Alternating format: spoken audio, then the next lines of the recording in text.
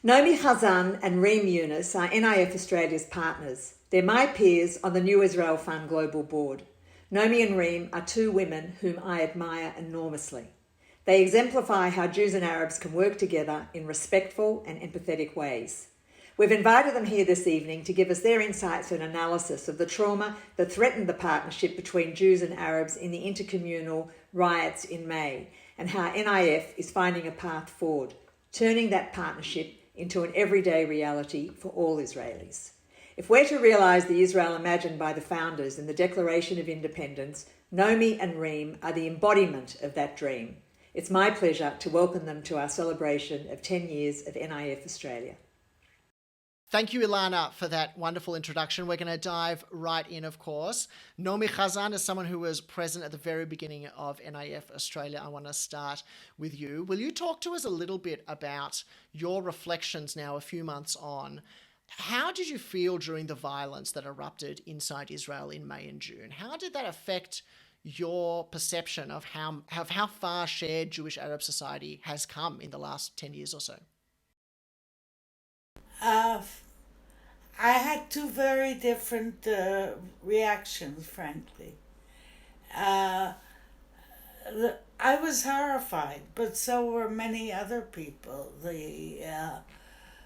What we saw and what we heard about and what some people experienced was really on the verge of being a nightmare on any scale. It was really so difficult. I can't begin to convey that feeling and sentiment. On the other hand, I must admit I wasn't surprised at all. I constantly, from the word go, asked myself and talked to people around me and said, well, what in the world did we expect? Since the creation of the state, decades and decades and decades of systemic discrimination, which was being perpetuated in recent years by a government that looked at Arab society and Palestinian citizens of Israel as a fifth column and rebuffed them and everything they had to offer to Israeli society. So it was this dualistic reaction that worked with me. I was sick to my stomach. And in a sense, I said, maybe finally we'll reach the point that we have to understand that this can no longer continue. We cannot live in this country by subjugating our own citizens because they are not Jewish. It is the antithesis of who we are and who we want to be. Reem, were you also not surprised? Did it also was it also inevitable almost in your mind? I mean, it was maybe at the beginning I was a little bit surprised, I would say. But rethinking it, I mean, it was obvious, almost as Naomi said. So for me, it was really depressing. But from the other side, it was also frightening.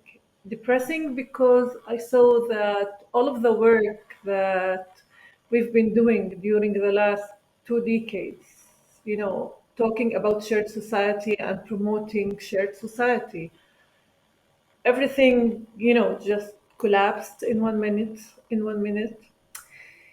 And frightened from the way that I saw my own kids, my 25-year-old boy, Jude, who went out to the streets, and suddenly he did not want to hear anything about shared society.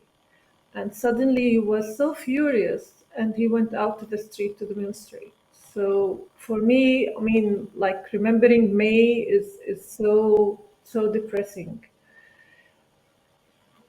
I mean, I'm still having, some nightmares about this, but I think it's it's exactly as Nomi said, all of this inequality during all the years. I mean, somewhere it exploded last May. Is it something that you feel like, in given having had a little bit of time since then, that things have started to go back to normal a little bit? One of the things that we took comfort in so far away was seeing little moments of Jews and Arabs coming together in order to try and stop the violence and to push back against the reality that was unfolding. Have things since then calmed down and begun to be repaired? Reem? I mean, we saw lots of initiatives, of trying to to control this anger. I mean, and I believe this is the only time that we saw businesses stepping out and saying no more. We want a shared society. We want our Arab and Jewish employees to live together. And I would say this is a very, encouraging sign. But from the other side, I mean, we have to remember that these decisions are taken by government. Like the NGOs, the businesses can help promote an idea. But the huge step and the big step should be done by the government to end the occupation and just bring us a better reality that most of us, this is what we want. Nami, what did you feel when you saw those moments of Nami, what did you feel when you saw those moments of togetherness and those big companies? I think Cellcom was one of the biggest ones who came out and said, this is what we stand for. Did that give you a glimmer of hope that things were actually able to turn around or be pushed back? I think there's always a glimmer of hope. In Israel, and all Israelis, Arabs, Jews, various groups in the periphery, in the center, there are a lot of very good people. And coming together to say this is unacceptable is important. But to my mind, much more important is the understanding that the terms of exchange have to change. You cannot have a shared society if there are not shared rights. And shared rights are not only respect and equality and social justice, they're also political participation and, yes, being a part of making decisions. And therefore, there have been some steps in that direction, but one has to begin to think that what happened in May will be a watershed only, and I really mean only, if it makes us shift our mindset and begin thinking in terms of what does real equality mean? How is it broken down on a daily basis into activities, into behavior, into conduct, into treatment of the other, into respect, into those kinds of questions? And here, frankly, what gives me the greatest amount of hope is that there are undercurrents that are extremely important, and that Arab citizens of Israel and the Arab community is demanding and beginning to receive what is its due, and that is acceptance on the basis of who they are and what they have to offer, not on the basis of what we think they should do, think, and how we think they should act. And that's where the real hope is. But if the mindset continues, there won't be hope. If this is a turning point, it's necessary. I mean, you've laid out a path. You've shown us the direction of where things need to go. And one of the things that Reem mentioned was that as much as civil society can help and as much as businesses can help, government is the path that really has to do the heavy lifting here.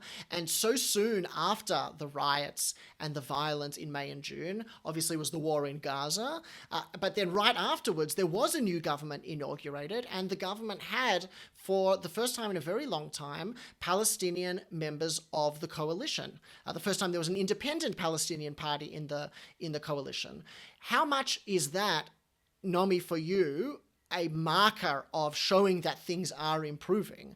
Like, if this had been still the same old Benjamin Netanyahu government that had been after this, how much would not have changed, and how much would we be on a kind of less productive path going forward?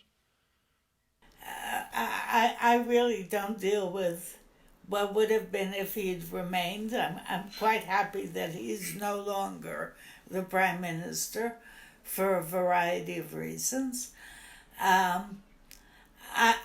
I think breaking that brick wall of not having an Arab party in the ruling coalition is extremely important. But I'm not sure it sets a precedent. It will only set a precedent when perhaps another Arab party is part of the coalition, or when the Arab parties rotate in the coalition. In other words, if it's a one-time deal, it's interesting, it's important, but it's not monumental. What's been happening now in the past few months is, I think, Mansour Abbas is beginning to show that when you do have power, you can do certain things. And that may perhaps penetrate the minds of many, that you cannot talk about me if I'm not in the room. You cannot decide for me if I'm not part of the decision making, and that this is the new norm. So that's why I think it's important, obviously. Where we go from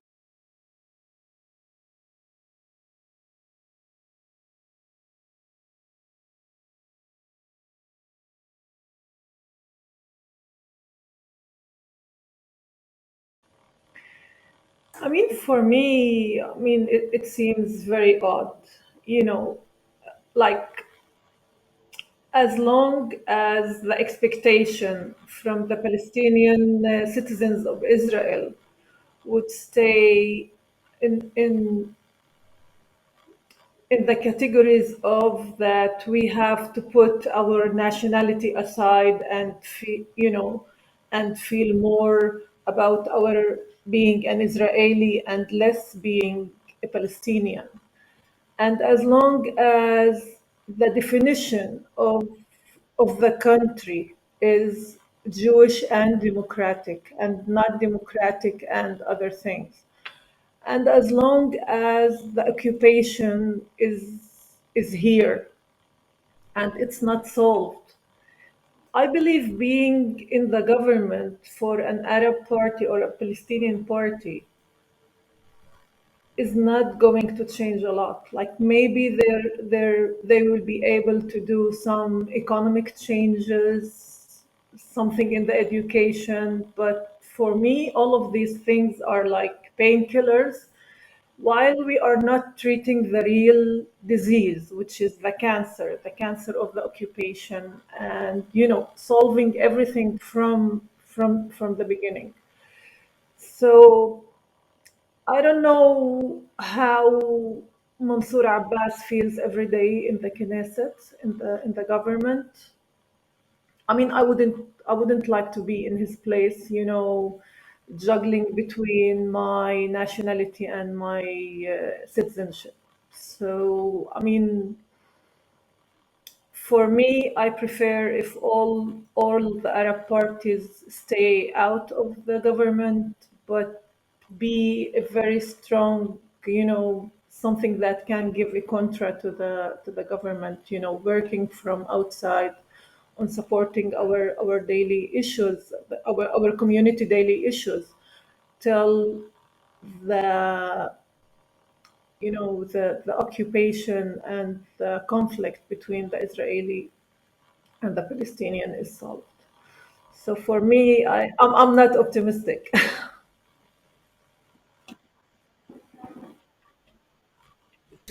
Jump in because while I agree with Reem's analysis, my conclusions go in a little different direction. And I think by explaining the paradox of the conflict between being Palestinian and being Israeli, um, she's also giving us a hint of where I think the solution lies. And I think that we can only, within Israel, resolve this paradox by two things. Number one, we agree on ending the occupation, but much more profoundly, by understanding that only by being Palestinian and recognizing Palestinian identity as a critical part of the mindset of 20% of Israel's citizens, can we expect that they also can be Israeli? In other words, I want to reach the goal of when being a proud Palestinian is an avenue to being a full-fledged Israeli citizen. That can't be achieved without occupation. But anything less than that is perhaps a prescription for the perpetuation of more of the same, which none of us want.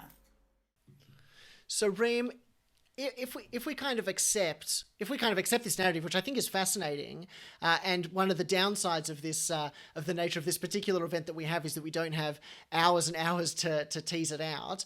You're both board members of NIF. You're both instrumental in shaping the organization's direction in trying to achieve the level of justice and equality for all Israeli citizens that we want, Jewish and Palestinian. So, Reem, how is that path laid by NIF? Why are you part of NIF in order to try and build out the reality that we share? I mean, I'm part of the NIF because I believe that we are able to bring a different language. I mean, though we're not strong, with supporting all the organizations that we would love to support. But we can't say that the New Israel Fund did not change the language and did not, I think we are the people who brought the language of shared society and, like to look for other language, other combining language, I would say. So I'm so proud to be part of the New Israel Fund family, and I'll keep working until eventually, as everyone say, every organization, like the dream of every organization is to stop to exist. So hopefully we'll reach a place that that everything is so perfect that we do not need the New Israel Fund. Naomi, are you also hoping to wish yourself? Naomi, are you also hoping to wish yourself out of existence? Is that why you're part of NIF? Well, at my age, it's going to happen sooner rather than later. Uh, but having said that, I truly believe in the power of NIF. I agree with every word that Reem said. And I want to add my 2 cents. I also understand that the little changes that we make on the ground, the projects that bring people together, the empowerment that we encourage among the disenfranchised and the weak and the disempowerment, that has been too much a part of Israel, and we're trying to release all these undercurrents. The pride we're instilling in people in their own identity, in their own background, in their own narratives, in their own history, all that eventually accumulates into providing the basis for much more fundamental change, the signs of which we're already beginning to see today. So every investment, every project that goes in this direction is a true contribution to an equal and just and free society for all. And I believe if we keep trying, hammering away at these things, we can actually begin to feel that they're making a difference. That's why I'm so proud of being involved with NIF. And if I may add, it's a pleasure to see NIF 10 years later flourishing as it should be. Bravo to you all. Well, thank you, Naomi, for your wonderful words. Thank you, Reem, to both of you for being part of this short little stanza of our celebration of 10 years of NIF Australia. Let's hope that we can continue with your partnership, with your guidance and your leadership to pave that path of justice and democracy for all. Thank you for joining our celebration tonight. Thank you for being the inspirational figures that we need you to be in this moment.